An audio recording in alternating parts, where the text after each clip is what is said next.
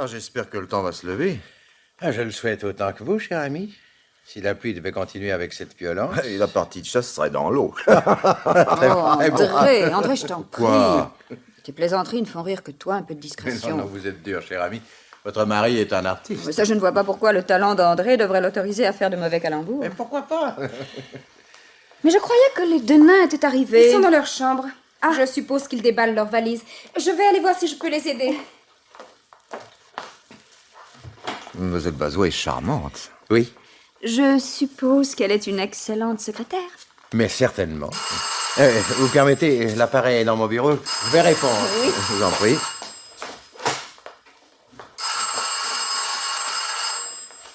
Je profite de ce que nous sommes seuls, Ève, pour te prier de mettre un terme à tes remarques désobligeantes. Depuis 3/4 d'heure que nous sommes là, tu n'as cessé de me faire des observations comme si j'étais un gosse. Ah? Tu n'es pas un gosse? Oh, mais vas-y, fais-moi une scène de ménage. Ça amusera certainement Girotte. Et mademoiselle Bazois? Ah bah quoi, mademoiselle Bazois? Mais cela amusera aussi la secrétaire de Girotte. Cette chère Geneviève, et tu seras ravi d'avoir attiré son attention. Tu crois peut-être que je n'ai pas remarqué ton petit manège depuis que nous sommes arrivés? Oh, ça suffit, Ève.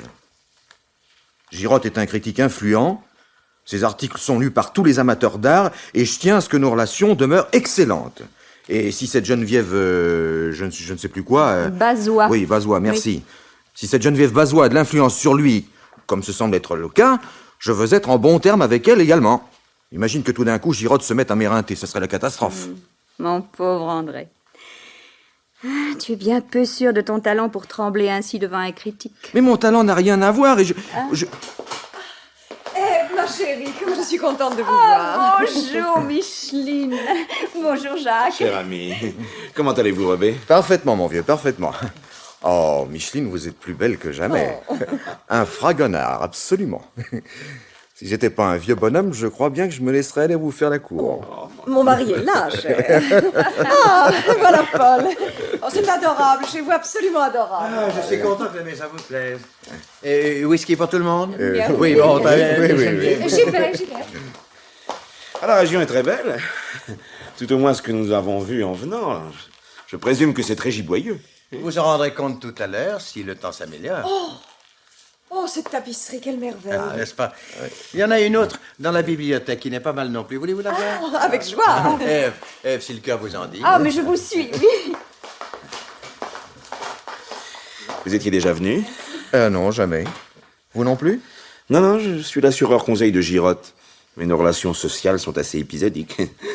Bah, à vrai dire, nous avons été surpris, Micheline et moi, de cette invitation. Et pour ne rien vous cacher, nous avons été fort étonnés, nous aussi, lorsque Girotte nous a conviés à cette partie de chasse. Oui?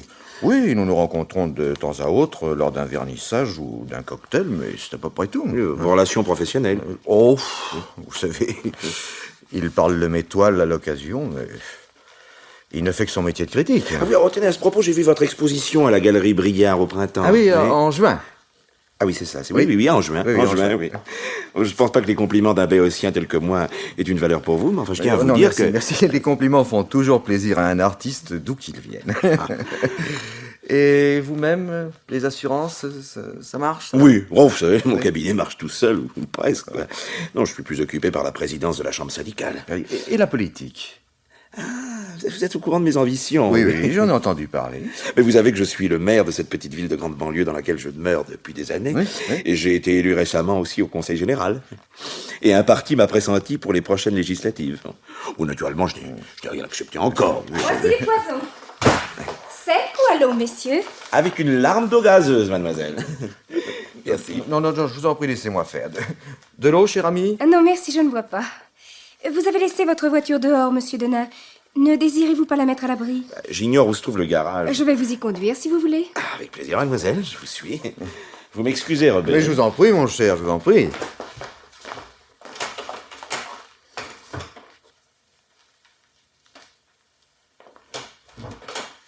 Ah, Jacques, tu ne peux pas savoir.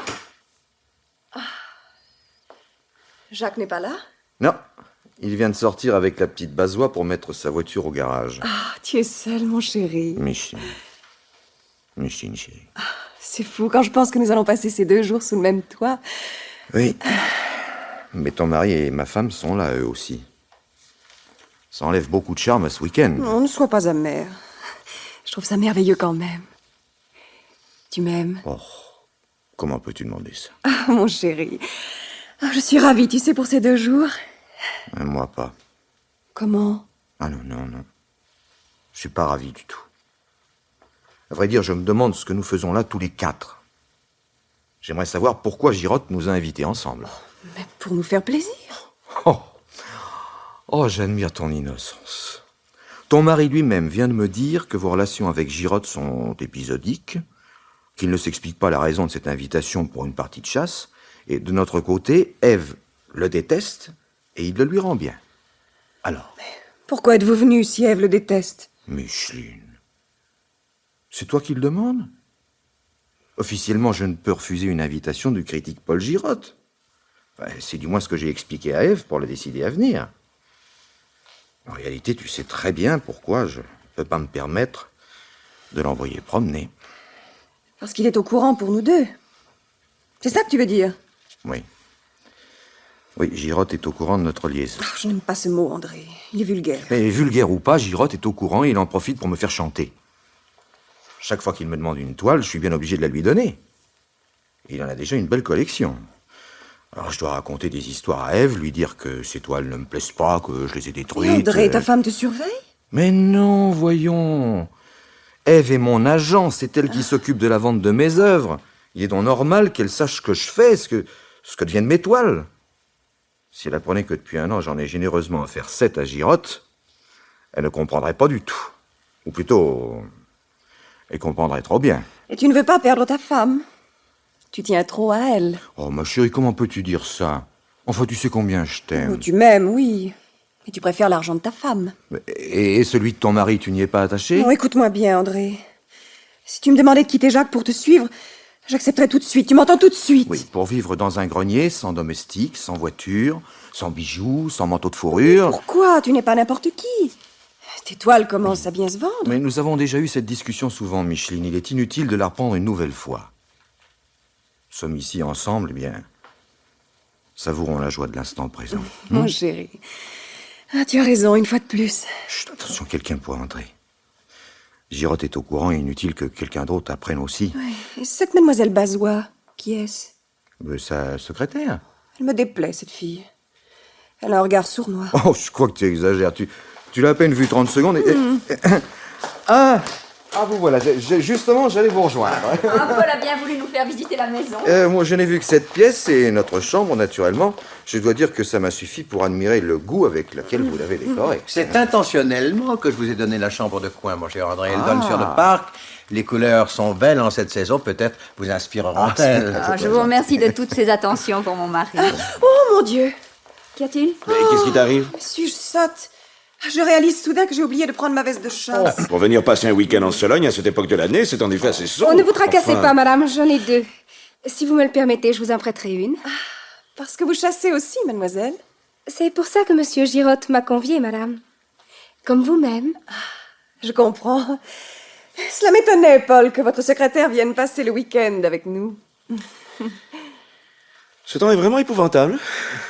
J'espère que... Cette commode est très belle, Paul, je pense. Merci à vous 2. Mais de toute façon, je me proposais de vous annoncer une nouvelle qui vous expliquera bien des choses. Le célibataire endurci que je croyais être va épouser très bientôt mademoiselle Bazois. Oui. Je suis heureux de vous présenter ma fiancée. Toutes mes félicitations. Mais bravo! N'est-ce pas? Ah, bravo, merci. Ça vous évitera, chère Micheline, de vous poser trop de questions, n'est-ce pas? Si vous me le permettez, je vais vous laisser seul quelques instants. Des instructions à donner aux gardes. Geneviève vous tiendra compagnie. Oui. Permettez-moi de vous féliciter, mademoiselle. Je suis persuadé que Paul trouvera en vous une épouse aussi accomplie que vous avez été une secrétaire avisée. Merci, monsieur. Je suis ravie de ce mariage. Si, vraiment. Oh, c'est merveilleux, Geneviève. Oh, vous permettez que je vous appelle Geneviève, Oh, mais n'est-ce je pas? vous en prie, madame. Le mariage est pour bientôt? Dans 2 mois. Ah, cela va être un grand changement dans les habitudes de Paul Girotte. J'étais persuadée qu'il ne se marierait jamais. Décidément, les vocations de célibataire ne sont jamais définitives. Bravo, mademoiselle. Mais ne croyez pas, madame, que j'ai forcé la volonté de Paul. Mais je n'ai rien dit de tel. Ah, j'avais cru comprendre que vous le pensiez. Merci. Mais de quoi? Pourquoi ce Ah, merci? si, je dois remercier l'un d'entre vous. Lequel? Ah, je viens de trouver cette boîte dans mon bureau. Vous voyez, cette Que jolie boîte. contient-elle? Ah, regardez. Des truffes au chocolat. Ah oui, oh. Je ne sais pas qui a pu vous dire. ne soyez pas faussement j'adorais modeste, les truffes Paul. au chocolat, mais... Votre amour pour les truffes au chocolat est connu de tout Paris. C'est la rançon de la célébrité. Ah, ils m'en sont bien agréables. Mais je suis moins égoïste que l'un d'entre vous ne semble le croire. Nous allons les partager. Alors, Non, qui dois-je remercier? Ève. Ah, j'espère que vous ne m'en voudrez pas, mais l'idée ne m'est pas venue de satisfaire votre péché mignon. Ah, alors Micheline, hein? C'est très gentil à vous, Micheline. Non, Paul, ça n'est pas moi. Non? Non. Ni les Robin, ni les Donat? Tiens. Geneviève? Non plus. Ah, eh bien alors, disons que je remercie le généreux donateur, le donateur anonyme. Oui, anonyme. Pourquoi anonyme? Elles me paraissent succulentes, ces truffes. Non? Elles sont parfumées. Elles sont parfumées aux amandes. C'est curieux, hein? Qu'en pensez-vous, Jacques? Je suis pas connaisseur. L'odeur d'amande est pourtant facile à reconnaître. Ah oui, n'est-ce pas, hein? Oui. Ah, je me demande... Ah là là. Cobb, mon chien.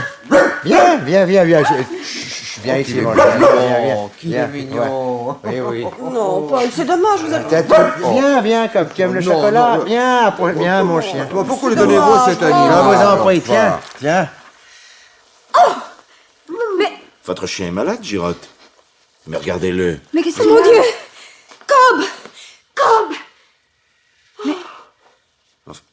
Mes chers amis, je crois que Cobb est mort.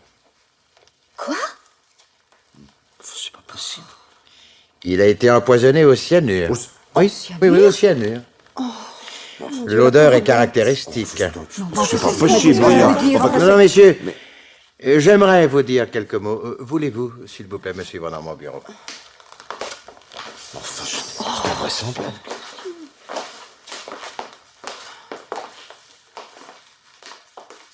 Et pourquoi nous avoir fait venir tous deux, Paul?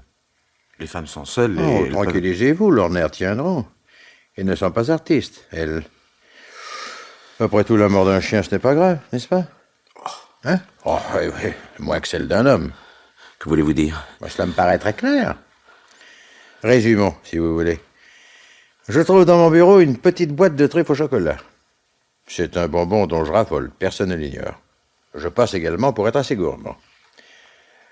La boîte est très petite, oui, très petite, j'insiste sur ce point. Une demi-douzaine de truffes en tout. Il eût été normal que je les conserve pour moi seul, que je les mange toutes. Ce pauvre Cobb vient de nous prouver à son corps défendant que les truffes étaient bourrées de cyanure. Mais Vous ne comprenez toujours pas? c'est aberrant. Aberrant ou pas, le fait est là. On a essayé de m'assassiner. Écoutez, Paul, vous n'y songez pas, quoi. L'un de vous quatre. Vos deux femmes. Mais vous êtes fous! C'est incroyable. C'est surprenant. Et assez désagréable pour le principal intéressé, croyez-moi.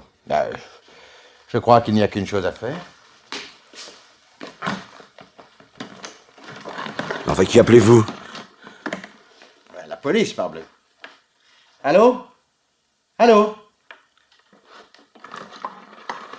Mais enfin, mon vieux, c'est impossible! Nous sommes vos amis, Paul, tous les quatre! Je le croyais, mais il semble que l'un d'entre vous éprouve à mon égard des sentiments, disons, hostiles. L'un ou l'une d'entre vous. Ou peut-être deux personnes en même temps, deux personnes que je gênerais. N'est-ce pas? Que pensez-vous de ma petite théorie, André? Ah, je ne comprends pas ce que vous voulez dire. Vraiment? Allô?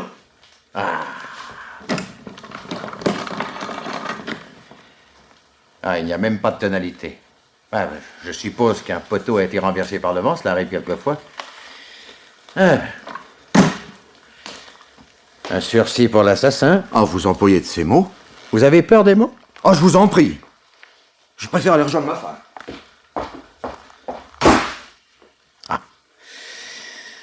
André est bien nerveux, ne trouvez-vous pas? Je sais pas, j'ai pas fait attention. Je suis littéralement abasourdi. Et moi donc. La ligne est réparée très rapidement, en général. Ah non, toujours pas de tonalité. Oh, mais je crois que le plus simple serait d'aller jusqu'au village. Prévenir les gendarmes. Les gendarmes? Vous êtes certain que c'est indispensable? Que dois-je faire, selon vous? M'asseoir dans un fauteuil et attendre que le meurtrier recommence?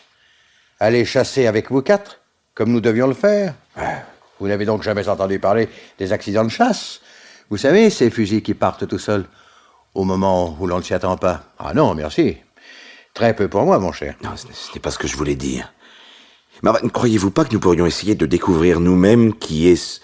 Enfin, qui vous a apporté cette boîte de bonbons? Et alors, que se passera-t-il quand nous le saurons? Je dirais, voyons, mon cher ou ma chère, ce n'est pas gentil du tout ce que vous avez fait là, ne recommencez plus, ou alors je me fâche. Bon, allons, Jacques, soyez sérieux. Il y a un assassin parmi nous. Enfin, mais une enquête, voyons, Paul. Vous êtes un homme en vue, un critique en renom. Si la police ouvre une enquête, cela fera un scandale, les journaux s'en empareront, nous serons tous éclaboussés. Allô? Allô? Ah, toujours rien. Un scandale? Ah oui, c'est vraisemblable. Mais cela n'a pas grande importance pour moi. Le nombre de mes lecteurs n'en sera pas réduit pour autant, au contraire. Écoutez, Girotte, inutile de tourner autour du pot. Vous connaissez ma situation. Je suis président d'une chambre syndicale. J'ai certaines ambitions politiques. Rien de tout cela ne résistera au scandale. J'en suis désolé pour vous, mais qui puis-je?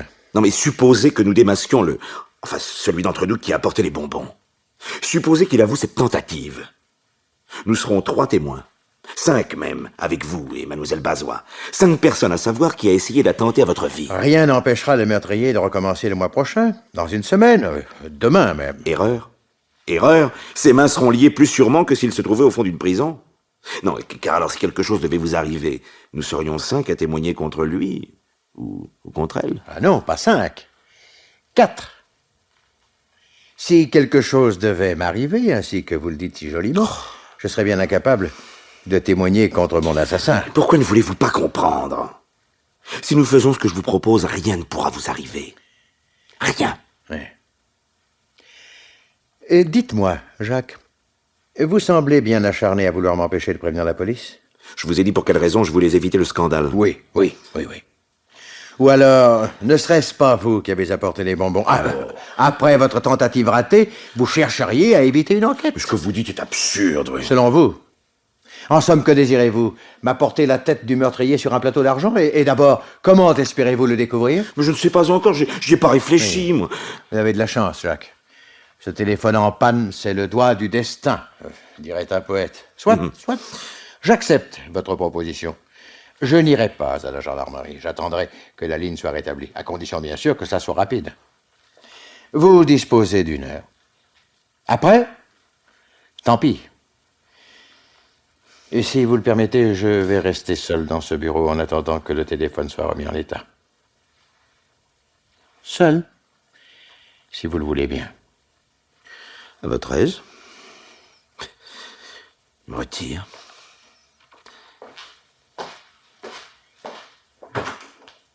Effarant. Qu'est-ce qui est effarant? Comment? Ah, c'est vous, Ève. Vous êtes seule? Votre femme est montée pleurer sur son lit. Mon mari aussi, je suppose. En tout cas, il n'est pas là. Le cadavre est resté dans son bureau. Elle est de ces plaisanteries. Oh, excusez-moi. J'ignorais que vous portiez une telle affection à notre hôte. Vous êtes-vous demandé combien de millions a coûté cette propriété dans laquelle il nous reçoit aujourd'hui? Vous êtes-vous demandé comment un simple critique d'art, quelle que soit sa renommée, peut se permettre un tel luxe? Quelle est la réponse? On dit, on raconte, on murmure. Personne n'est sûr de rien, naturellement. Mais Paul Girotte passe pour être un vulgaire maître chanteur. C'est pas possible. Devriez vous renseigner. Je suis persuadée que certaines personnes, dans votre entourage très proche, en sait plus long que vous ne l'imaginez. Viens croiser Monsieur Robert dans l'escalier, madame. Il m'a prié de vous dire qu'il vous attendait dans votre chambre. Merci, mademoiselle. J'y vais. Je vous laisse, Jacques. Pensez à ce que je vous ai dit. à ce que nous avons à faire. Je vous reverrai dans un moment. Madame Donat n'est pas en bas. Comme vous voyez, J'espère qu'elle n'est pas souffrante. ma femme est très émotive. Cet incident l'a certainement bouleversée. Je préfère la laisser se reposer un moment. Je pense que nous avons tous été bouleversés par cet incident. Oui. Savez-vous si Paul a téléphoné à la police? Pas encore, le téléphone est en dérangement. Monsieur Girotte pense que quelqu'un a voulu l'assassiner. Oh, ça me paraît évident. Peut-être. Mais enfin, on ne tue pas un homme sans raison sur un simple coup de tête. Vous connaissez Paul Girotte depuis longtemps. Croyez-vous que quelqu'un ici ait eu un motif pour vouloir l'assassiner? Vous savez, Paul ne me tient pas au courant de tous les détails de sa vie privée. Écoutez, nous n'avons pas le temps de jouer au plus fin, mademoiselle Bazois. Vous me comprenez parfaitement. Quelles sont les relations entre les Rebets et votre fiancé? Pour autant que je puisse en juger, elles ont toujours été excellentes. Geneviève, vous êtes là? Oui, je viens. Monsieur Donat, pourquoi ne demanderiez-vous pas à votre femme si elle n'a aucun soupçon? Mais Vous permettez, mon fiancé m'appelle. Micheline? Que veut dire cette fille? Et Ève, tout à l'heure?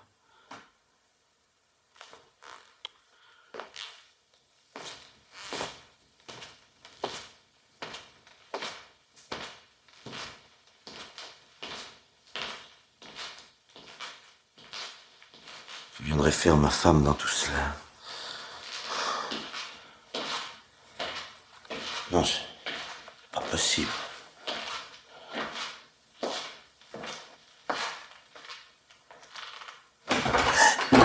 Ah, c'est toi?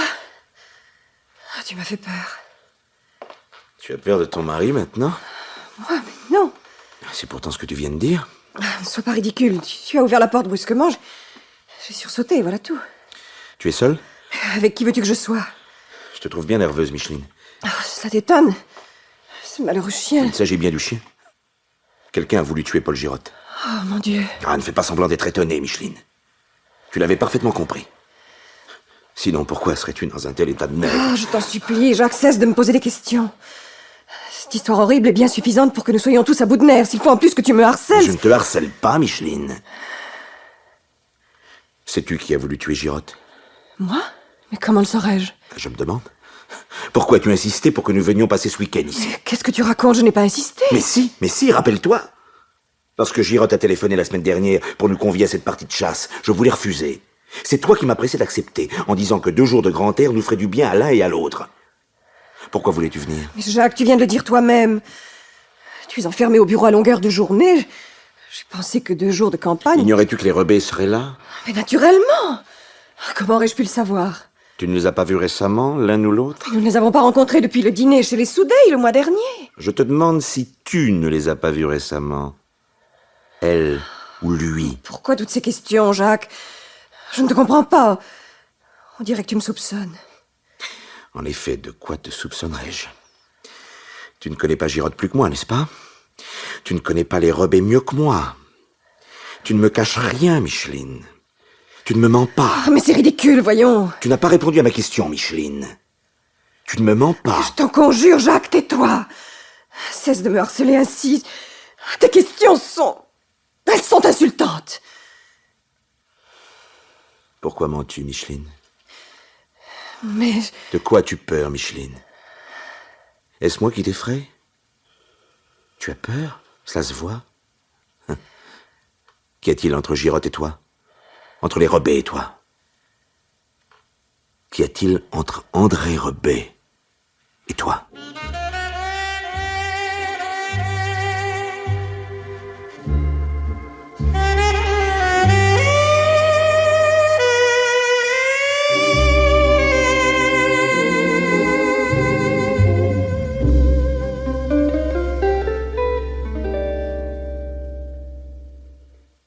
Tu te reposes?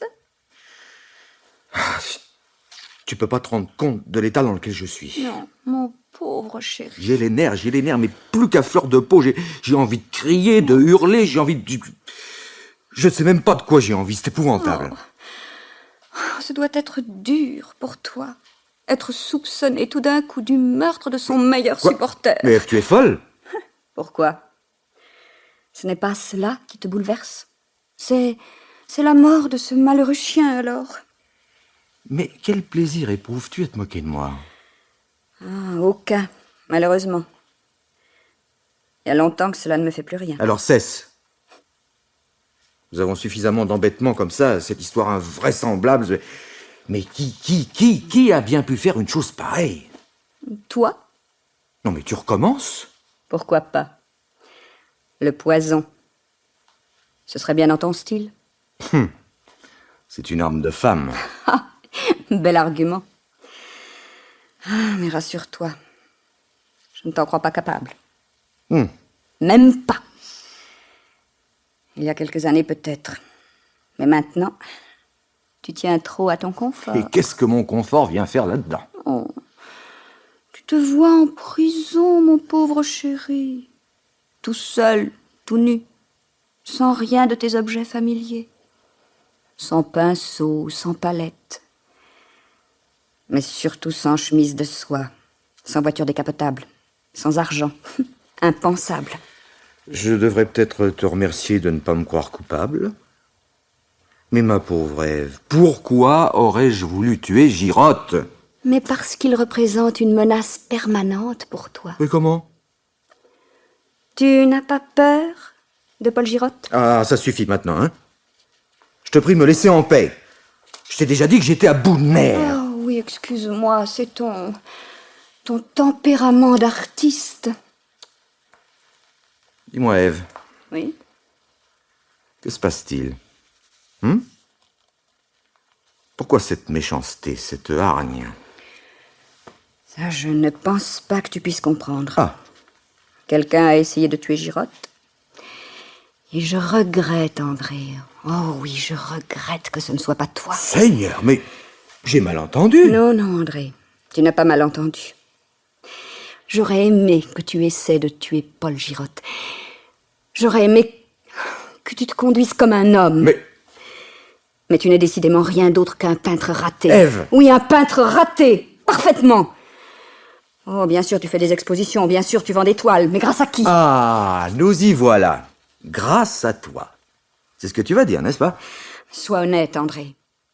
Si je n'étais pas ton agent, si je n'avais pas usé de toutes les relations de ma famille pour te faire un nom, enfin, qui serais-tu aujourd'hui? Trouverais-tu une galerie, une seule galerie pour exposer tes œuvres? Tu n'es pas André Rebet, mon pauvre chéri. Tu es le mari d'Ève Rebet, et ce n'est pas la même chose, crois-moi. Heureusement pour moi, les critiques m'ont compris. Les critiques? Mais quelles critiques? Paul Girotte, oui. Mais il est le seul. C'est le plus grand. Non. Non, c'est le plus intéressé. C'est tout à fait différent.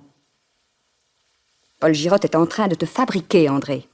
Avec mon aide involontaire. Il te lance. Il fait parler de toi. Il te monte en épingle. Tu es une valeur boursière et lui, un spéculateur. Il te gonfle.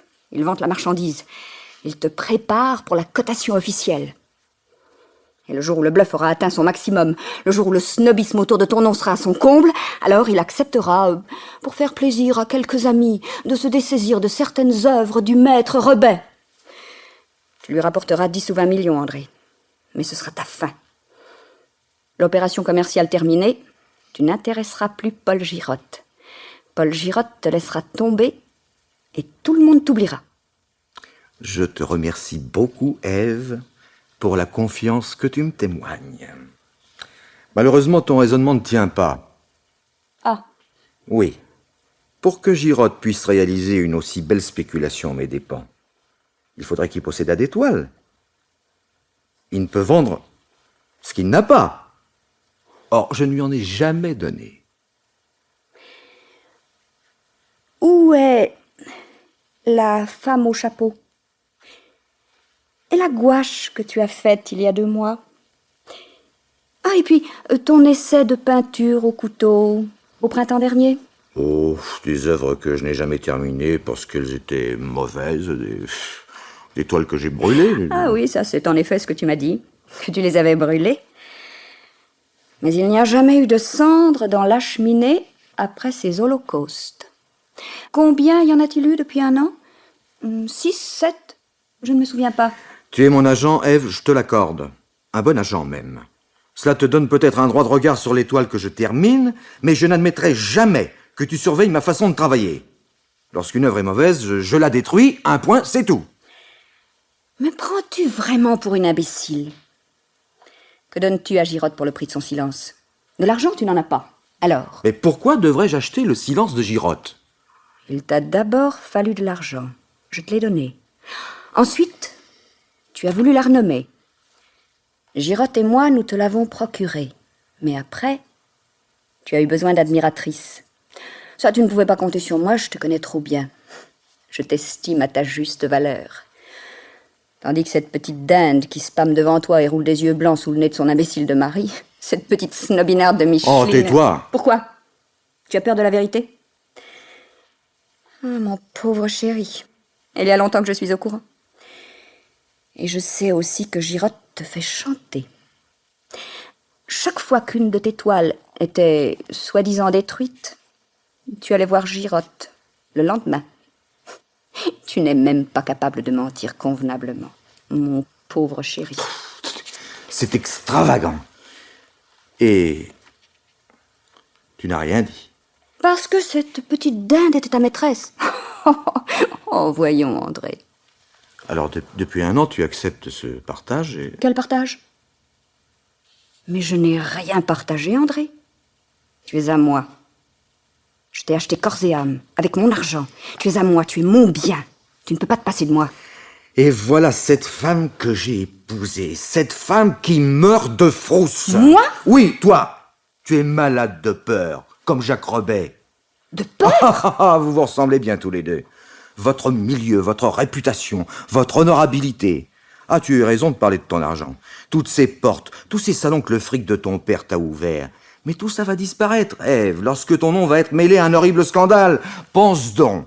Ève Robet, compromise dans une affaire criminelle. Mais tous tes amis vont te tourner le dos, ma pauvre fille. Tu vas être mise au banc de ta société.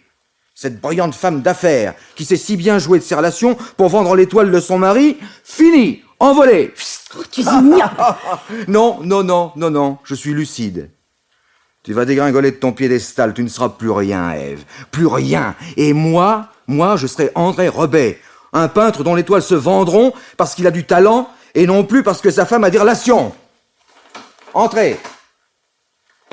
Oh, excusez-moi de vous déranger. Ève, mon mari vous fait dire qu'il aimerait vous voir. Je vais y aller. Mais entrez donc, Micheline. Nous parlions justement de vous. Ah? Oui. André me disait qu'il lui était arrivé de vous rencontrer de temps en temps. Il me disait tout le plaisir qu'il prenait à votre compagnie. N'est-ce pas, mon chéri? Oh, ça va, tu n'es pas drôle, tu sais. Décidément, ce pauvre chéri a été complètement bouleversé par la tentative de meurtre contre notre hôte. Ah, pourtant, cela l'aurait bien arrangé que Girotte mourût. Et vous aussi? N'est-ce pas, Micheline? Que voulez-vous dire? Je ne connais pratiquement pas Girotte et... Mais lui vous connaît bien, non? Je sais que mon mari l'a rencontré une ou deux fois. Micheline, tu ne comprends pas qu'Ève est en train de jouer au chat et à la souris. Elle est au courant pour nous deux. Et ça l'amuse de te mettre sur des charbons ardents. Oh, je suis désolée, Ève. Je ne voulais pas. J'ai toujours eu beaucoup d'admiration pour vous, Ève. Mais c'était une petite aventure. Je ne sais pas si vous me comprenez bien. Une petite aventure sans la moindre importance. Si j'avais imaginé un instant que cette petite aventure pût avoir la moindre importance, j'y aurais mis le haut là tout de suite, Micheline. Mais cela faisait plaisir à André. N'est-ce pas, mon pauvre chéri? Oh, ça suffit, Ève. Cette petite aventure n'avait pas d'importance à vos yeux, Micheline. Mais qu'en aurait pensé votre mari s'il l'avait apprise? Ça aurait été une catastrophe pour vous, n'est-ce pas? Jacques n'aurait pas admis votre infidélité. Il aurait certainement demandé le divorce. Je crains que cette conversation ne soit déplacée, Ève. Si vous le permettez, je vais me retirer. Oh, mais non! Ce serait trop simple. Vous oubliez qu'il y a eu tentative de meurtre, ma petite. Personne ne t'a chargé de faire une enquête, Ève. Mais c'est vrai, vous n'êtes pas de la police. Non, en effet. Mais nous nous trouvons devant un problème magnifique. Et je me suis toujours passionnée pour ce genre de spéculations intellectuelles. A B, C et D ont eu la possibilité de tuer E en présence de F. Sachant que A et B sont amants, que C déteste E, que F... Oh, mais tu es folle, je crois. Non. Il ne s'agit pas d'un jeu, mais d'un cauchemar dans lequel nous risquons tous de laisser notre peau. Est-ce vous qui avez apporté les truffes au cyanure, Micheline? Vous êtes folle. Non, ce n'est pas une réponse. Mais pourquoi l'aurais-je fait? Pour que votre mari n'apprenne pas votre liaison avec André. Parce que cette petite aventure banale devenait dangereuse pour vous au fil des mois qui passaient. Parce que une seule personne risquait de mettre votre mari au courant, Paul Girotte. Parce que alors, Paul Girotte devait disparaître. Vous êtes une femme abominable. D'ailleurs, tout cela ne tient pas debout. Jacques est au courant. Hein? Depuis quand? Il vient de me presser de questions et j'ai fini par tout lui avouer. Oh, parfait. Ah, mais voilà qui est intéressant. Il a demandé à me voir, je crois. Bon, je descends le rejoindre tout de suite. Je te laisse, André. Micheline, puis-je vous demander de quitter cette pièce?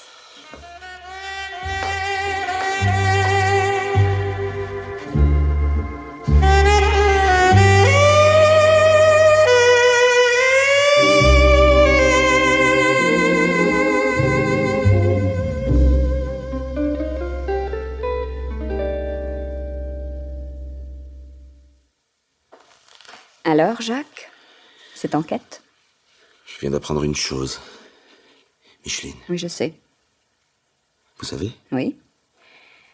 Micheline vient de nous dire à André et à moi qu'elle vous avait tout avoué.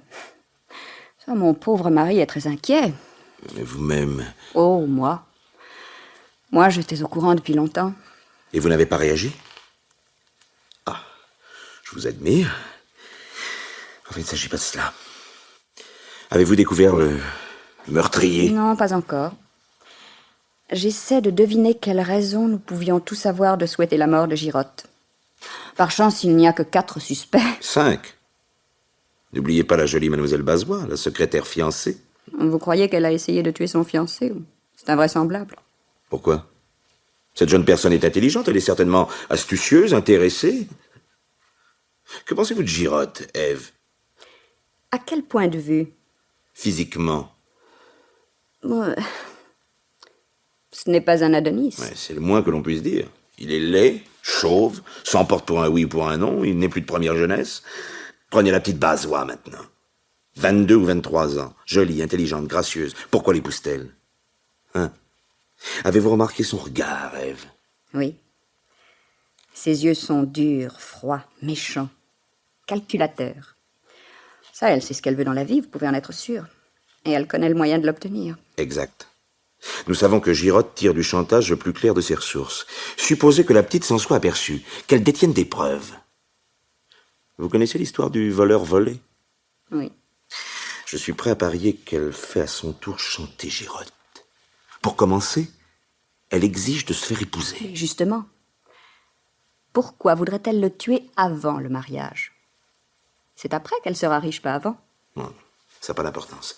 Girotte disparue, elle reprendra le chantage à son compte. J'ai bien l'impression que les dossiers de son patron valent une fortune. Attendez. Je me souviens de quelque chose. Elle m'a dit tout à l'heure que Girotte avait souscrit une très grosse assurance vie à son profit. Raison de plus pour qu'elle veuille faire disparaître son fiancé avant leur mariage. Si Paul Girotte meurt dans des conditions suspectes peu de temps après l'avoir épousé, on risque de demander des explications à cette jeune femme. Mais s'il est assassiné quelques semaines avant de convoler, entouré d'invités dont certains avaient peut-être intérêt à le voir disparaître, personne ne soupçonnera la fiancée et pleurer. Ce qui ne l'empêchera quand même pas de toucher un capital plus que confortable. Qu'en pensez-vous? Vous êtes machiavélique, Jacques. Vous me faites peur par moments. Et pourtant,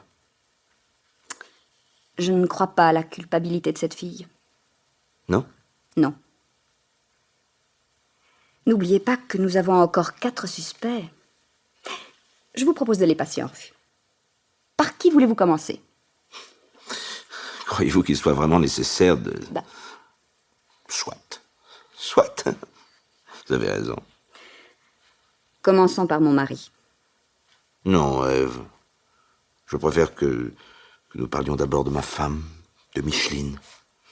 Je croyais la bien connaître, mais ce que j'ai appris tout à l'heure me fait beaucoup douter de la sûreté de mon jugement à son égard. Et cela nous fournit un excellent mobile. La question est la suivante. Votre femme et mon mari ont-ils, ensemble ou séparément, décidé la mort de Paul Girotte? J'admire votre lucidité, votre froideur.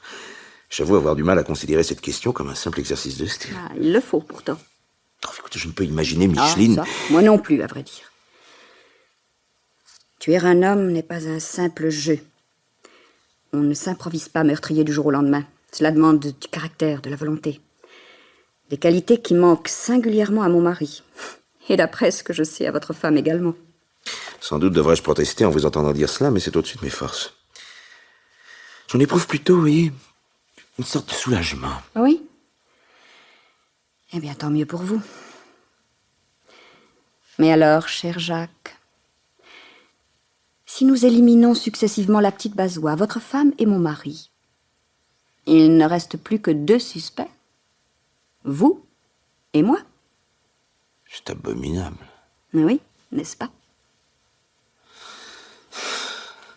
Chacun de nous est en train de tenir le même raisonnement. Je ne suis pas coupable, donc c'est l'autre. Oui, mais l'un de nous ment. Ah, ça, certainement.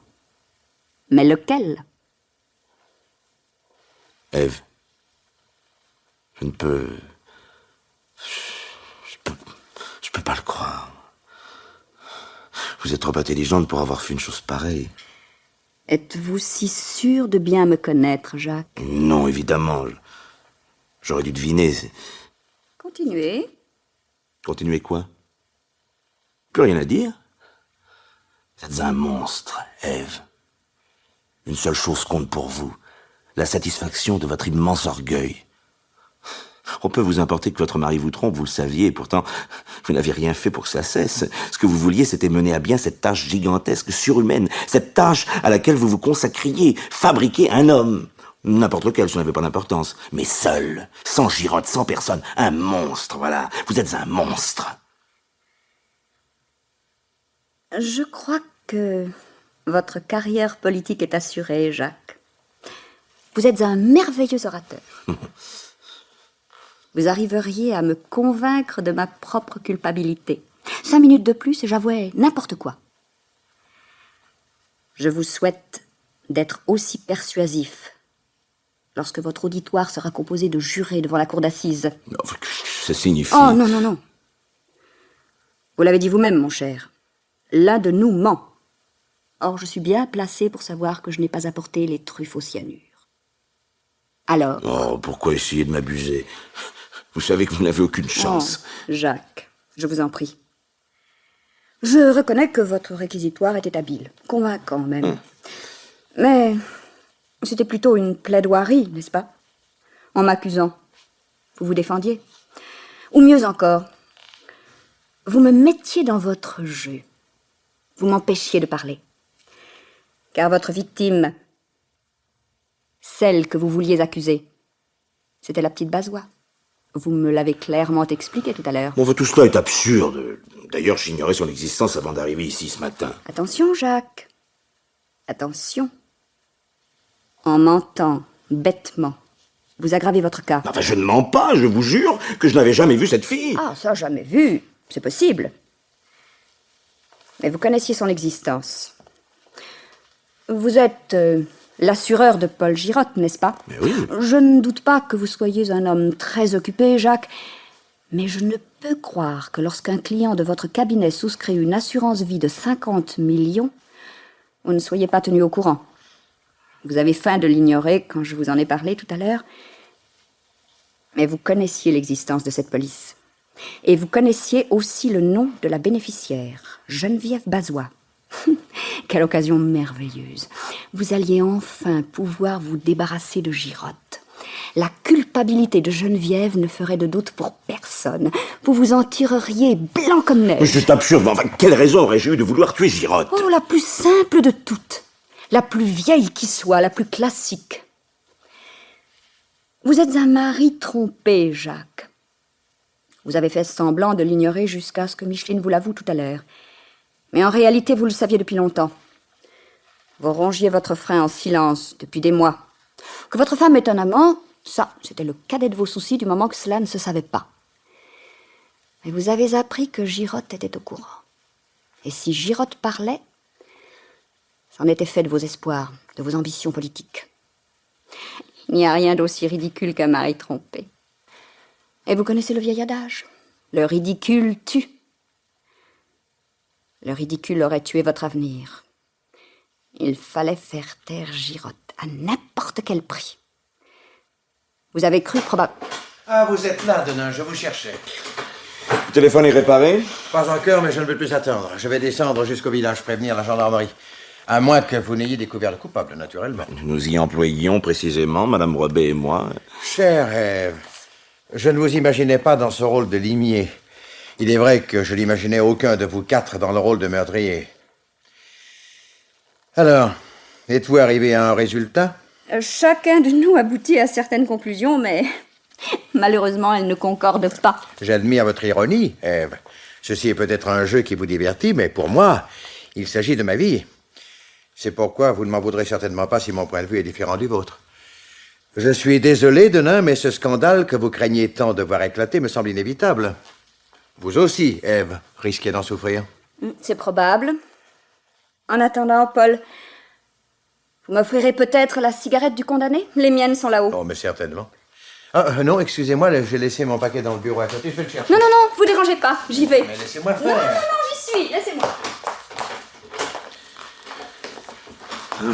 J'ai l'impression de vivre un cauchemar. Ce n'est pas de ma faute. N'y a-t-il pas un moyen d'éviter que vous préveniez la police? Il faudrait réfléchir. Je suis certaine que ce moyen existe. N'est-ce pas, Paul? Si je comprends bien, vous me demandez de cacher une tentative d'assassinat. C'est bien cela. Êtes-vous tellement sûr que quelqu'un ait essayé de vous tuer? Vous avez vu ce qui s'est passé lorsque j'ai donné une de ces truffes à ce pauvre Cobb? Oui, il est mort. Les truffes étaient empoisonnées, ça, personne ne peut le nier. Alors, mais où voulez-vous en venir? À combien estimez-vous votre silence, Paul? Que signifie cette question? Supposez que, afin d'éviter un scandale que nous redoutons tous deux, nous soyons prêts, Jacques et moi, à vous verser une certaine somme. Vous avez, cher ami, une façon brutale de présenter les choses. Cela évite de tourner trop longtemps autour du pot. Nous vous écoutons, Paul? Combien? Vous me gênez. Je sais que vous avez tous les deux de grosses fortunes, mais de là à imaginer que tout puisse s'acheter, même le silence d'un homme dont la vie est menacée... Une question, Paul. Pourquoi n'êtes-vous pas descendu au village prévenir les gendarmes aussitôt que vous avez compris que les truffes étaient empoisonnées? Oh, je ne sais pas. Peut-être l'insistance de Denain m'a-t-elle fait hésiter. Mais oui, Ève, j'ai expliqué à Paul combien je souhaitais qu'un scandale n'éclate pas. Peut-être ai-je su trouver les mots qu'il fallait. En somme, si le téléphone avait marché, si la tempête n'avait pas arraché un poteau, vous auriez immédiatement téléphoné à la police. Nous ne devons ce répit qu'à une panne de téléphone. Certainement. Merci pour les cigarettes, Paul. Je les ai trouvées sur votre bureau, comme vous me l'aviez indiqué. À côté de ceci. Qu'est-ce que c'est? Des fusibles, Jacques. Des fusibles marqués au monogramme des PTT. Oui, ceux du téléphone. En les retirant, Paul a provoqué cette providentielle coupure avec le monde extérieur, grâce à laquelle il n'a pu prévenir la police. Vous dites une énormité, cher ami. Pourquoi diable aurais-je voulu attendre avant d'appeler la police? Non, vraiment. Pour nous faire vivre une heure d'angoisse. Tout simplement. Une heure pendant laquelle nous chercherions un moyen d'éviter un scandale que nous redoutions. Une heure pendant laquelle votre colère aurait pu tomber et céder la place à une plus juste estimation des réalités matérielles. Une heure au bout de laquelle vous auriez fini par vous laisser fléchir et par accepter de vous taire, moyennant le versement à date fixe de sommes plus ou moins élevées. Une heure pendant laquelle nous nous serions fait à l'idée de devenir les victimes d'un maître chanteur.